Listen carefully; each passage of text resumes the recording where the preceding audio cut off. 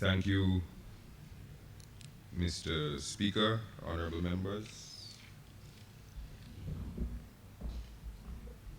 We are enjoying a rare moment of consensus on both sides of the House. And I think that it befits the seriousness of the legislation that we are contemplating today. And I have no doubt that that spirit of consensus and cooperation will continue as we try to do our part to change the legislation and sometimes the culture that surrounds the issue of domestic violence in St. Vincent and the Grenadines in the wider Caribbean. In prisons, very often you hear that there is almost a hierarchy of criminals. And at the lowest rung, even in the prison, in the jailhouse, are those who have been found guilty of violence against women and the molestation of children. And I often hope that there is a special place in hell for the people who are so base as to commit acts of violence against women and children, particularly acts of a sexual nature. Historically, violence against women has occupied a very difficult place in our jurisprudence and in our culture. Most violence against men occurs in plain sight. Most men who are beaten up on the street. Most men who are killed in public. But violence against women very often has a different set of circumstances attendant. By and large, women who are beaten or abused and even killed fall victims in their own homes or on their way to their homes. And very often they are victims of people that they know all too well. Not always, but very often. And the circumstances attendant to violence against women and domestic violence generally means that the litigation process, the criminal justice process that serves us so very well in other circumstances, needs to be addressed differently and reassessed in the case of domestic violence and violence against women. There has been some consideration already about what happens if the person is blameless. What happens if it is a false report? How come the police can do all of these things seemingly in advance? And that has been a calculated decision taken by societies all around the world to try to adjust the balance from the normal adversarial system of criminal defense to protect the victims of domestic violence or the victims of child abuse.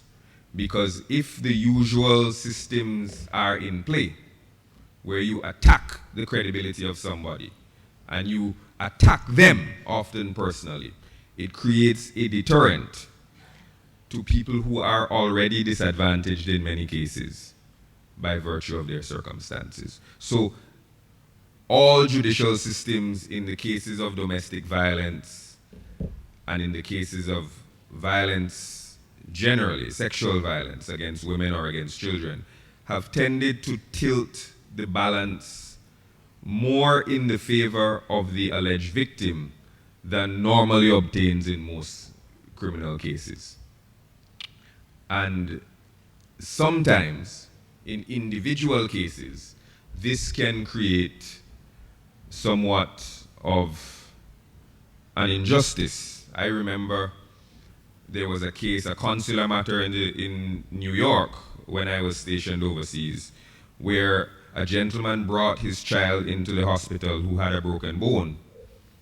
And it was the responsibility of the hospital to report this as a potential case of child abuse. And there was no evidence of child abuse, but because of a string of unfortunate events pushed by legislation, the gentleman had to spend some time incarcerated until it was proven that the child actually suffered from a congenital defect which made his bones more brittle than usual. And so it happens, but society has made the determination, A, that we will capture these things, these failings, and B, that on balance, it is better for us to encourage reportage and encourage addressing these issues rather than to leave it to the usual cut and thrust of the adversarial system. Mr. Speaker, I intend to speak very plainly on some provisions in this act and not resort to a great deal of legalese. But before I do it, I want to address one or two of the statistical issues that have been raised by members on the opposition side. Mark Twain, the great American author, noted in his autobiography that there are three types of lies: lies, damn lies, and statistics. And we have, in this case, veered into the territory that Mr. Twain discussed in his autobiography. We have heard, for example, that St. Vincent and the Grenadines has this dubious distinction of being #1 in rape, worst in the world, worst place for a woman to live. And this has been repeated not only in this honorable house, but ad nauseum in other fora. And it is not true. Everybody in this house knows that it is not true. But people have been selectively quoting and using statistics to advance a position that is not only false, but does a disservice to the bipartisan nature of this legislation that we seek to pursue today. Mr. Speaker, many quotations have been made of United Nations statistics, the UN ODC, UN Office of Drugs and Crime, and the data that they have reported regarding rape and sexual violence. And I am only going to touch on this, Mr. Speaker, because I believe other speakers may deal with it, one. And two, I don't want us to think that this bill is about rape and child abuse only, because it is far broader a bill than that. But I want to address some of the statistical sleight of hand that has been taking place in this debate. Mr. Speaker, I went on to the website of the United Nations Office of Drugs and Crime and printed some data related to the Caribbean and to the Americas. And I used the same data source that has been quoted so often by members of the opposition. And you can get from this website data analyzed in a variety of ways, by region, by year, by gender, by age. And it prints the numbers for countries that you select from the Americas, from the Caribbean, Europe. And I printed a number of them. Some of them are large. I recall the admonition against then Senator Batiste about bringing billboards into the parliament. But I'm not printing these as billboards. I'm just printing them because the spreadsheets are so large that I have to read from them. But every one that I printed, Mr. Speaker, contains the following caveat at the bottom of the data set when you print these listings.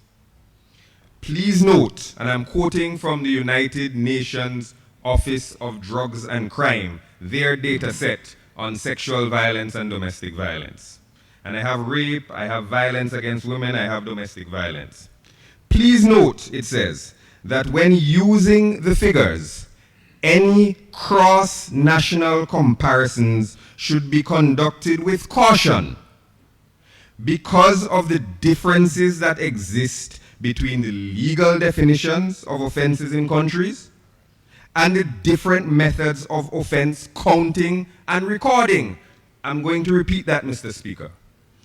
Please note that when using the figures, any cross-national comparisons should be conducted with caution because of the differences that exist between the legal definitions of offenses in countries or the different methods of offense counting and recording.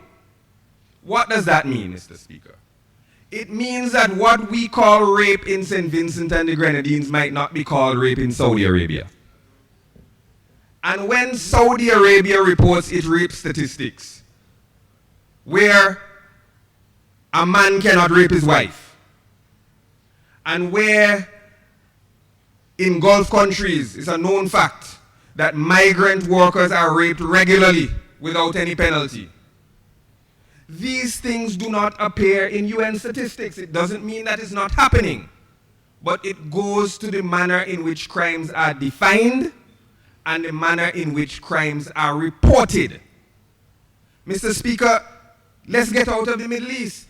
The day after this bill is passed, the reportage can increase for St. Vincent and the Grenadines, not because of any increase in illegal activity, not because more people are being raped, but because there is a broader definition of what the offense is.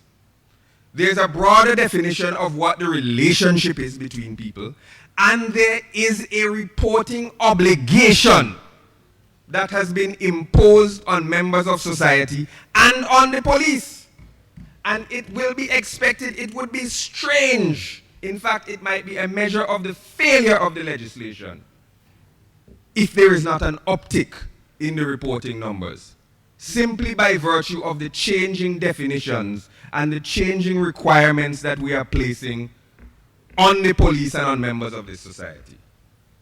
So one, you can't talk about who is number one in the world of 102 countries. First of all, there are 193 countries. So if only 102 have reported, that means that 91 have not. But you can't make that comparison because the laws and the reportage are different. And two, in our own context, the laws and reportage are different.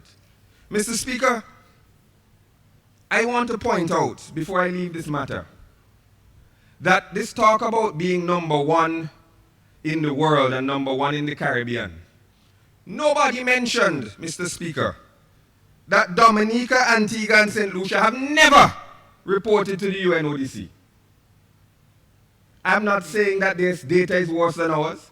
I'm saying that the data set is flawed. I'm telling you that in 9 years that I have on this slate here, only 3 Caribbean countries reported in every one of the 9 years. And that is from 2004 to 2012. Trinidad and Tobago, St. Vincent and the Grenadines, and Barbados. Those are the only 3 countries that reported their annual rape data. Some report when they didn't have a bad year statistically and leave out the next year.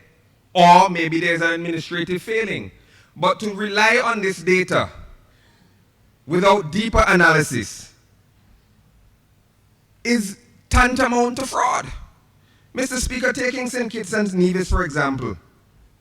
In 2003, they reported nothing. In 2004, they reported nothing. In 2005, they reported nothing. 6, 7, 8, they reported nothing. They reported rape data for 9, 10, 11, and then didn't report again in 12 and 13. This is UN statistics. So, St. Vincent and the Grenadines reported for every year. And you can always pick a year out and say, in that year, St. Vincent and the Grenadines had the worst performance. And it is true, we have had some bad and inexcusable performances, and I'm not excusing them. I am talking about lies, damn lies, and statistics. If I pick the year 2010, and I'm in the Americas now, all the countries of the Americas, from the United States of America down to Argentina, Caribbean included, I will say that St. Vincent and the Grenadines in those 33 countries had the 9th worst rate of rape in that year. If I go to 2012, when per 100,000 population, the UN says there were 18.3 rapes, I would see that 13 other countries had worse numbers than that. But I don't want to cherry pick years and say this year indicates that St. Vincent and the Grenadines is just in the middle of the pack. Because another year will indicate that St. Vincent is not. And that is one of the problems, statistically, of using per 100,000 data. We only have 100,000 people in the country.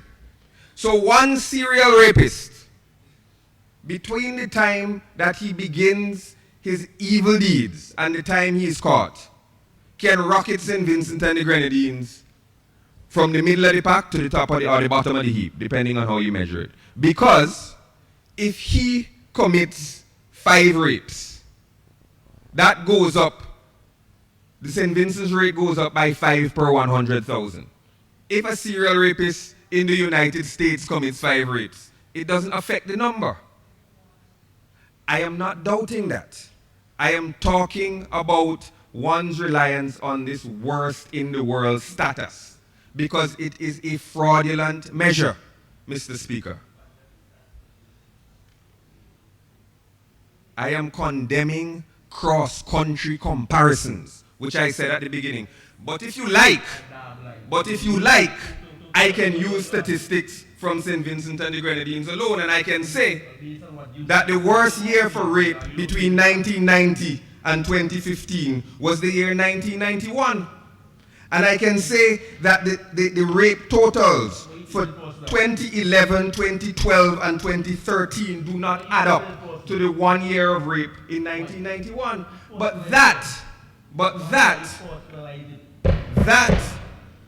is the use of statistics in a manner that I would not advocate it. Because we should accept that this is a problem across the board, across administrations, across societies, across the Caribbean. And we must deal with it in that context and stop trying to score cheap political points on a very serious issue. Mr. Speaker, it is not new, because rape has been used from the beginning of time as a political tool, both rape as the act and the accusation of rape. It has been used as a war crime to subjugate populations, and it will continue so to do. But in this honorable House, I would really think that all of us would have the maturity and focus to deal in a bipartisan manner on this bill. Mr. Speaker, I want to now move to the bill, very briefly, to talk in plain language to people, because if people listen to this debate, they would think that this domestic violence bill deals with rape and deals with child abuse. And that would be to do a grave disservice to this bill.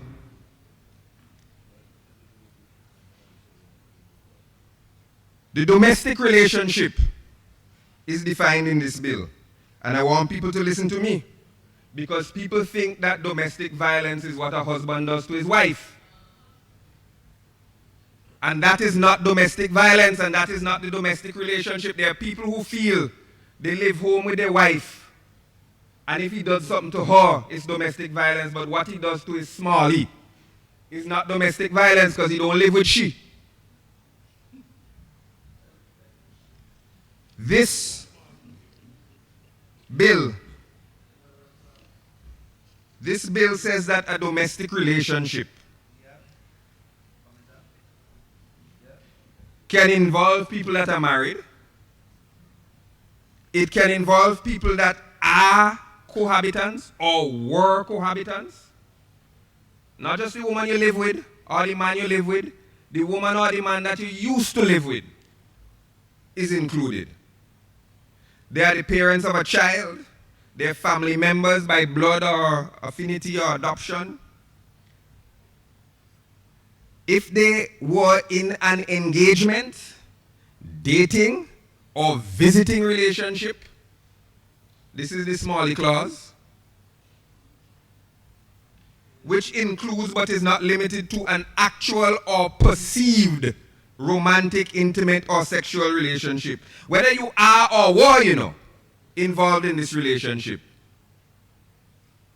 that is included. Or whether they share or shared the same household or residence. Mr. Speaker, this bill defines domestic violence in a way that has not been discussed in this meeting of this Honorable House, because of the focus on the headline item of rape. But it talks about any controlling or abusive behavior. Any. Not talking about thumping somebody. Any behavior that harms the health, safety, or well-being of a person or any child. That includes but is not limited to the following. I stop there for a minute. This talks about child a lot. Child in here is defined as somebody under 18. Under 18. Because there are a lot of people who feel that and they act in a disgusting manner to little girls and little boys who are unable to consent to the activities that they're often coerced into. Every secondary school student in St. Vincent and the Grenadines almost is a child under this act. So don't tell me about the age of consent. I'm telling you that they are children if they're under 18. And we have to recognize and respect that. But domestic violence, Mr. Speaker, includes, of course, physical abuse or threats of physical abuse. You don't have to hit somebody for it to be domestic violence. Sexual abuse or threats of sexual abuse. Listen to this one. Emotional, verbal, or psychological abuse. That is domestic violence. When you start to tell people how they're worthless and they can't do anything without you and they better know the place. And if this will happen, then that will happen as a consequence. That is domestic violence and abuse. Intimidation, harassment, stalking, damage or destruction of property, all of this talk when somebody finds somebody's phone number on somebody's cell phone and they mash it up. And they scroll up the vehicle and lick out the windows. Or if you come home and you find out something, you meet all the clothes outside on fire or throw in the gutter. All of that is in here. So don't feel that because you haven't hit your man or woman, you are not included in this bill. And I wanted to make that point clear because the debate was centering on alleged rapists. And I want this bill to be understood by people who think that they are not abusers, but engage daily in abusive behavior. Mr. Speaker, the bill provides for warrantless arrest. That has been dealt with. I won't belabor the point. But the police have increased powers to act in this case under this bill. Protection orders, Mr. Speaker, don't need to be brought by the person who is alleged to have been abused. Responsible members of this society, and they're delineated, can recognize a situation of domestic abuse and initiate the action on behalf of the person who, as the definition says, may be intimidated or may be under the control of their abuser. So other people are empowered to act in this regard. By virtue of the protection order. Mr. Speaker, I want people to know you can do something to somebody. I'm trying to speak as plainly and say, as well, possible. It's my house. When this protection order comes, Mr. or Miss, you could be put out of your own house by virtue of the protection order. So don't feel you can do something to somebody and say, well, it's my house. I go home.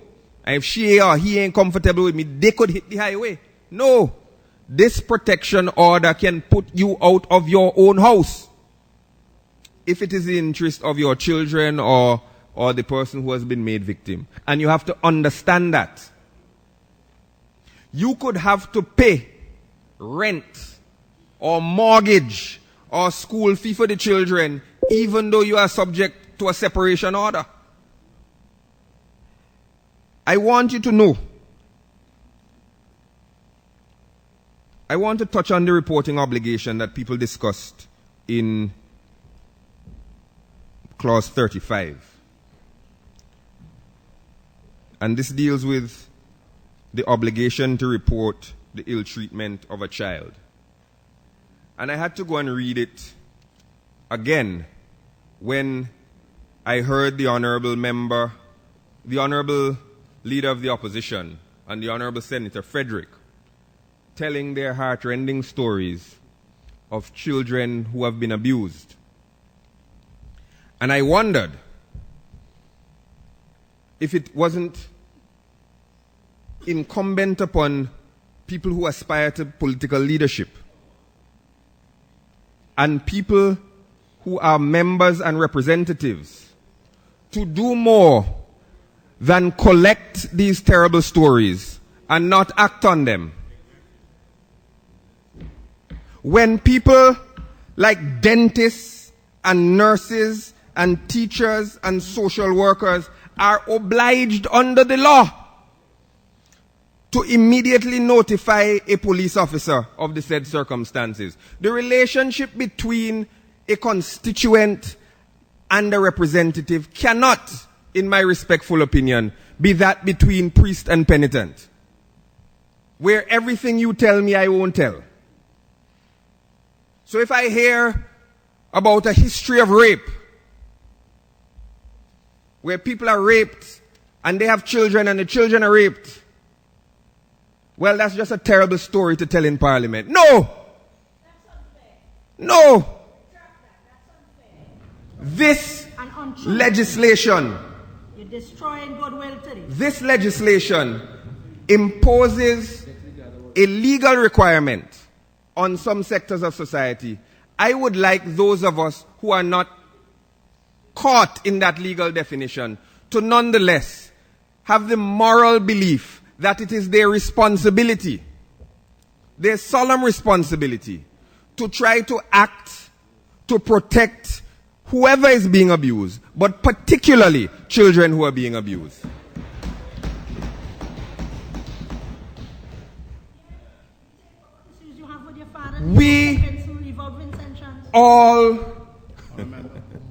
We all in this society have an obligation to protect victims of violence, be they women, men, or children.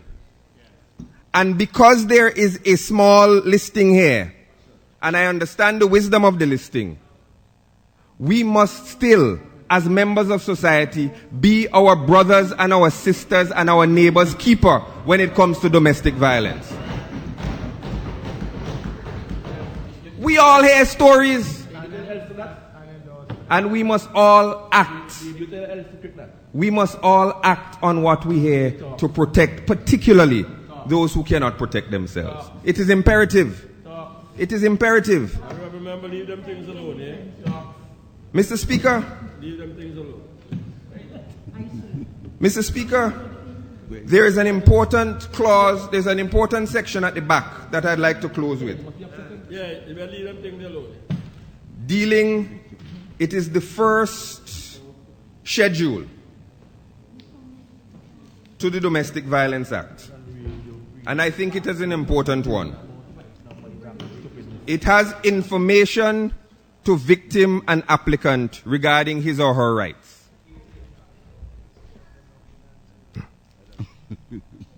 One, you have the right to request assistance of a member of the Royal St. Vincent and the Grenadines Police Force in order to protect you, your children, and your dependents. And the member is obliged to provide you with information on how to obtain a protection order. These are rights that you have. You may request police assistance in locating and taking you or your children or your dependents to a place of safety, including a shelter, the home of a family member or friend, or any other place of safety. This is your right. If you or your children or your dependents are in need of medical treatment, you have the right to request a member of the Royal St. Vincent and the Grenadines Police Force to assist you in obtaining such medical treatment. A protection order can be obtained from the court at any time of the day or night, and this was something that the Honourable Member for West Kingstown was referring to, and will be served on your abuser free of charge. You may request that your address not be disclosed to your abuser. The abuser can be ordered to pay emergency monetary relief, and any or all contact with you, your children, or your dependents may be prohibited. You may also request the court to convict your accuser or prohibit the abuser from preventing you to enter the shared household. If you or your children or your dependents require any counseling or support, you should contact, and there's a space there to indicate who to contact, who can offer you services for your children and dependents. You also have the right to lodge a